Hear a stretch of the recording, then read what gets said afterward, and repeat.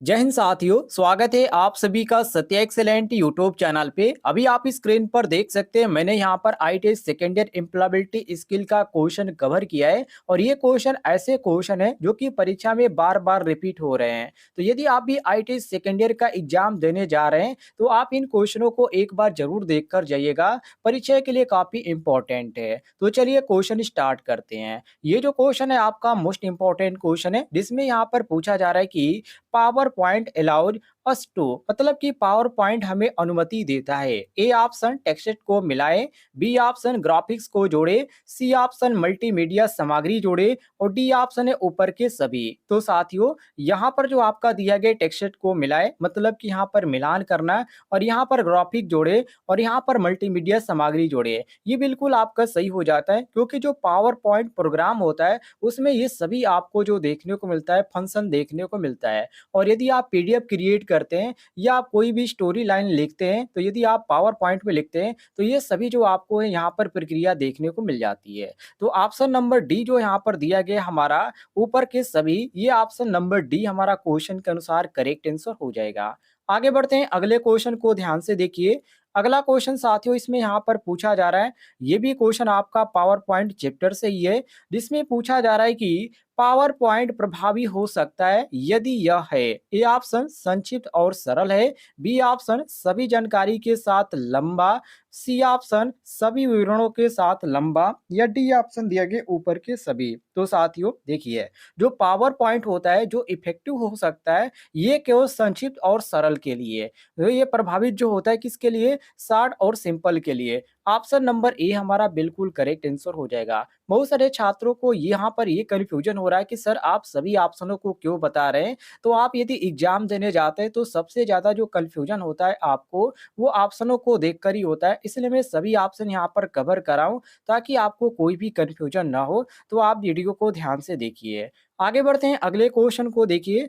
अगला क्वेश्चन साथियों इसमें यहाँ पर पूछा जा रहा है कि, यहाँ पर ध्यान से देखिए, प्रस्तुतियों के दृश्यों का उपयोग किया जाता है, मतलब कि जो यहाँ पर विजुअल होते हैं उसको यहाँ पर पूछ रहा है कि पावर पॉइंट में इसका जो उपयोग होता है किस तरह किया जाता है। ग्राफ टेबल आदि में जानकारी साझा करने के लिए, या अवधारणाओं को बेहतर ढंग से याद रखने की मदद करे, या सी ऑप्शन ये है कि दर्शकों को सामग्री को आसान में समझने दे, या डी ऑप्शन है ऊपर के सभी। तो साथियों, यहाँ पर ये सभी जो है आपका दिया गया, देखिए यहाँ पर कहने का मतलब है ग्राफ टेबल आदि में साझेदारी साझा करने के लिए।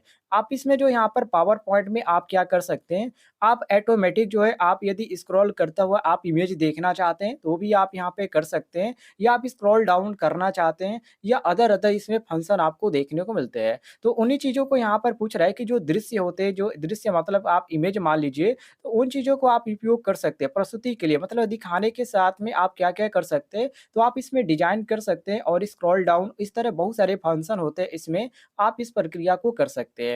तो हम यहाँ पर कह सकते हैं साथियों कि ऊपर जो यहाँ पर सभी ऑप्शन दिए गए हैं, ये ऑप्शन नंबर डी हमारा जो यहाँ पर दिया गया, सॉरी, यहाँ पर जो आपको देखने को मिलता है ऑप्शन नंबर डी, बिल्कुल आपका क्वेश्चन के अनुसार डी ऑप्शन करेक्ट आंसर हो जाता है। डी ऑप्शन हम सही मारेंगे। आगे बढ़ते हैं, अगले क्वेश्चन को देखिए, जिसमें साथियों अगला क्वेश्चन यहाँ पर पूछा जा रहा है कि एमएस ऑफिस में, ध्यान से पढ़िएगा, एमएस ऑफिस में डेटा को विभिन्न स्वरूपों में संग्रहित किया जाता है या किया जा सकता है, जिसमें शामिल है।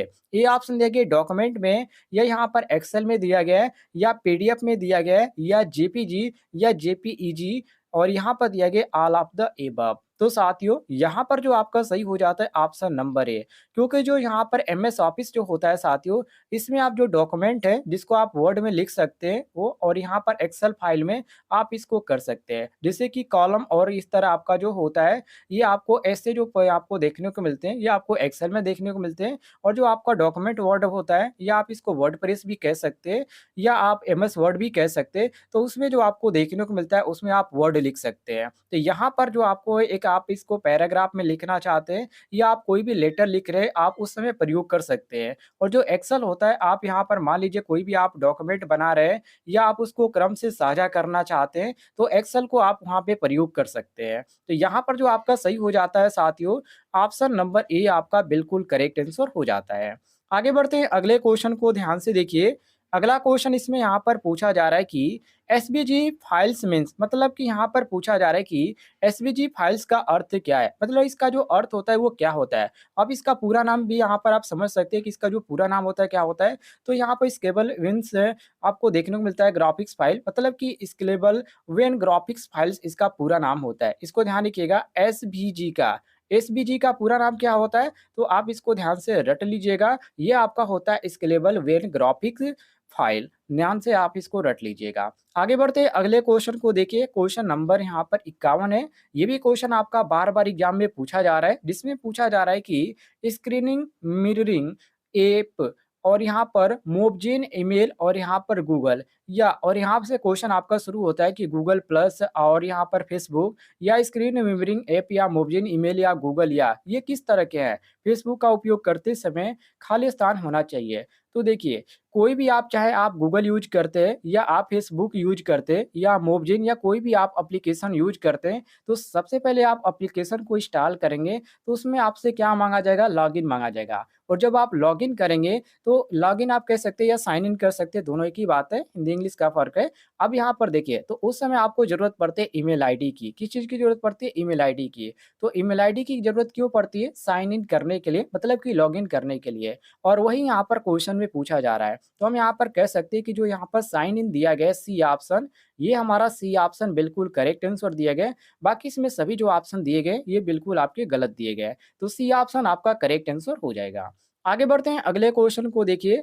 अगला क्वेश्चन साथियों आपके सामने क्वेश्चन नंबर यहाँ पर 72 को देखिए, जिसमें पूछा जा रहा है कि हम लोगों को विभिन्न भाषाओं को समझने में कैसे मदद कर सकते हैं?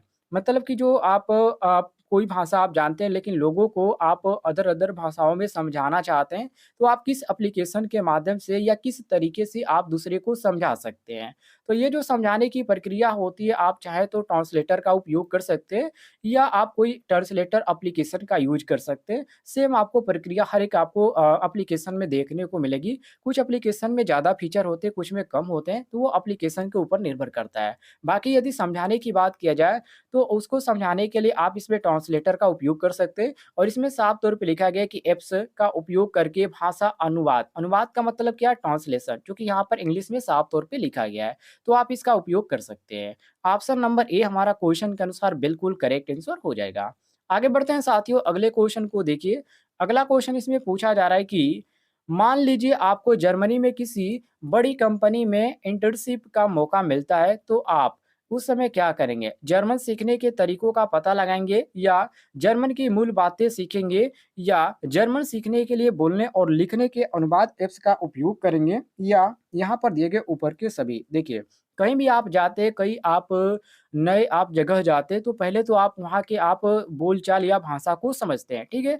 और यहाँ पर उसके रहन-सहन और यहाँ पर कौन-सी चीज़ को यहाँ पर किस नाम से पुकारा जाता है, ये सब आप समझने के प्रयोग में करते हैं, ताकि आपको वहाँ पे रहने में कोई भी दिक्कत ना हो। तो हम कह सकते हैं कि वहाँ के मूल बातों को समझेंगे और यहाँ पर सीखने का प्रयास करेंगे और यहाँ पर उन सभी चीज़ों को हम सीखेंगे जो कि हमें यहाँ पर ज़रूरत पड़ेगी एक-दूसरे को समझने के लिए। तो हम कह सकते हैं कि जो भी यहाँ पर ऑप्शन दिए गए ए, बी और सी और यहाँ पर डी, ये आपका बिल्कुल सही है। तो हम डी ऑप्शन करेक्ट मानेंगे क्योंकि डी में साफ तौर पे लिखा गया ऊपर के सभी ऑप्शन सही है। डी ऑप्शन हमारा क्वेश्चन के अनुसार करेक्ट आंसर हो जाएगा। आगे बढ़ते हैं अगले क्वेश्चन को देखिए। अगला क्वेश्चन आपके सामने है साथियों, जिसमें पूछा जा रहा है कि जैसे-जैसे तकनीक आगे बढ़ेगी हमारे काम करने का तरीका खालिस्तान होगा, अंतिम होगा या परिवर्तन से गुज़रना? ये सी ऑप्शन जैसा है वैसा ही रहेगा और यहाँ पर डी दिया गया है कि डी बदलने से इनकार कोई नहीं। कहने का मतलब ये कि रिफ्यूज़ टू चेंज डी, मतलब कि यहाँ पर कहने का ये कहा जा रहा है कि कोई भी बदलने की ज़रूरत नहीं है। तो देखिए साथियों, यहाँ पर जो आपका सही हो जाता है ऑप्शन नंबर बी बिल्कुल करेक्ट आंसर हो जाएगा क्योंकि परिवर्तन से गुज़रना पड़ेगा। जैसे-जैसे तकनीकी आगे बढ़ेगी वैसे हम क्या करेंगे, उसके अनुसार हमको परिवर्तन करना पड़ेगा और वहाँ से हमको उन सभी चीज़ों को सीखते हुए आगे बढ़ना पड़ेगा। तो ऑप्शन नंबर यहाँ पर जो हमको बी देखने को मिल जाता है, ये बी ऑप्शन बिल्कुल करेक्ट आंसर हो जाएगा। आगे बढ़ते हैं अगले क्वेश्चन को देखिए साथियों। अगला क्वेश्चन आपके सामने यहाँ पर है, जिसमें पूछा जा रहा है कि स्थिरता क्यों महत्वपूर्ण है? वेरी, वेरी इंपॉर्टेंट क्वेश्चन है साथियों। देखिए, स्थिरता जो होती है दुनिया तेज़ी से बदल रही है, तो उस चीज़ को यहाँ पर आपको यहाँ पर समझने की ज़रूरत पड़ेगी और यहाँ पर पर्यावरण हो रहा है नष्ट, ये भी यहाँ पर सही है और यहाँ पर वायु प्रदूषण बढ़ रहा है, ये भी बिल्कुल सही है।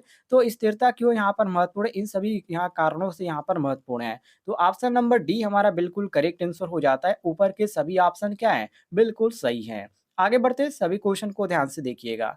अगला क्वेश्चन आपके सामने साथियों, जिसमें पूछा जा रहा है कि काम का भविष्य हमेशा रहने वाला है। काम का भविष्य हमेशा किस तरह रहने वाला है? तो साथियों, ये जो आपका रहने वाला है, ध्यान रखिएगा, परिवर्तन मोड में रहने वाला है और नियमित उपकरणों का उपयोग करने में या उपयोग करने में आपका रहने वाला है और नवीनतम तकनीकी का उपयोग करने के लिए भी आप इसको यहाँ पर कह सकते हैं कि भविष्य में हमेशा रहने वाला है। या आप डी ऑप्शन कह सकते हैं कि ऊपर जो यहाँ पर दिया गया सभी ऑप्शन क्या दिया गया है? बिल्कुल सही दिया गया है। तो डी ऑप्शन आप क्वेश्चन के अनुसार बिल्कुल करेक्ट आंसर मारेंगे। आगे बढ़ते हैं साथियों, अगला क्वेश्चन देखिए। अगला क्वेश्चन यहाँ पर पूछा जा रहा है, ये भी क्वेश्चन आपका काफ़ी इम्पोर्टेंट है, जिसमें कहा जा रहा है कि जब आप जानना चाहते हैं कि आपके पेशेवर जीवन में क्या करना है या इसे करने के लिए कौन से कौशल और ज्ञान की आवश्यकता है, तो आप वास्तव में कर सकते हैं। मतलब कि आप उस समय क्या कर सकते हैं? जॉब करेंगे मतलब कि काम करेंगे या आजीविका या करियर की भूमिका या भविष्य की योजना? तो देखिए, क्वेश्चन में साफ तौर पे कह रहा है कि जब आप जानना चाहते हैं कि आपके पेशेवर जीवन में क्या करना है और इसे करने के लिए कौन से कौशल और ज्ञान की आवश्यकता है, तो आप वास्तव में क्या करेंगे? तो उस समय आप क्या करेंगे साथियों, आप भविष्य की योजना बनाएँगे। क्या करेंगे? भविष्य की योजना बनाएँगे। ऑप्शन नंबर डी हमारा क्वेश्चन के अनुसार बिल्कुल करेक्ट आंसर हो जाएगा।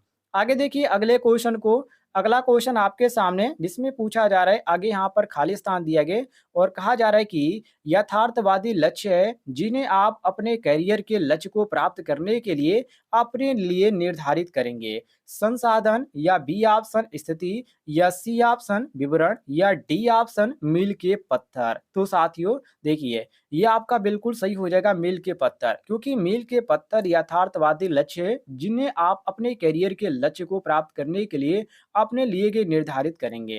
तो ये आपका जो सही हो जाता है ऑप्शन नंबर डी बिल्कुल करेक्ट आंसर हो जाता है।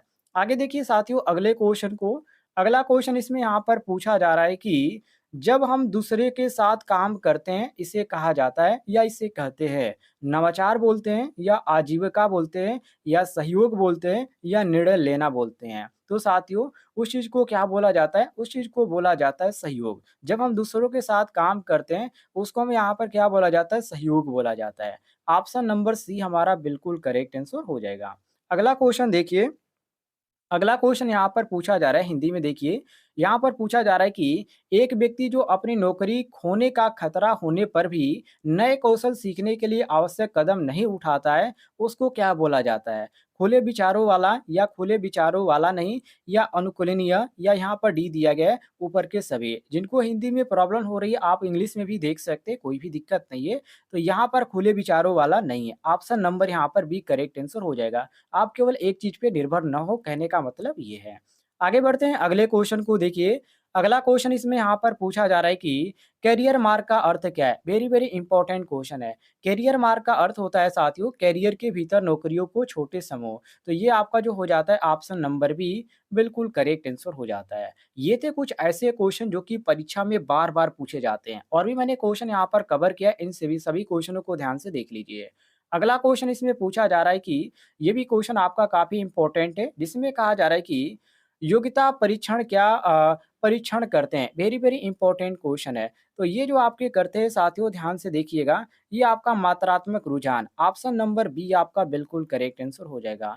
उम्मीद है आपको जानकारी पसंद आई होगी, तो इस वीडियो पर एक लाइक कीजिएगा और चैनल पे नए होंगे तो चैनल को भी सब्सक्राइब कर लीजिएगा।